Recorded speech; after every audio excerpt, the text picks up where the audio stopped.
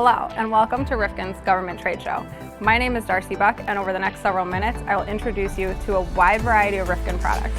These products are uniquely designed to improve the way you secure and transport classified documents, currency, and more. Our newest bags for convenience and organization are our clear PPE bags and our sneeze guard bags.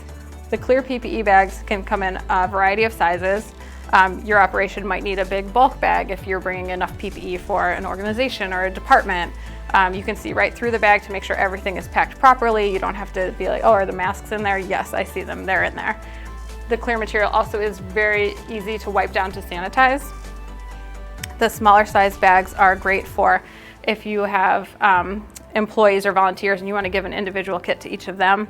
You can make sure ahead of time you've got masks, gloves, sanitizer, whatever it is that they need just for themselves for the day, and you don't have to worry about fiddling with PPE the day of. So this is great as a handout for each individual person.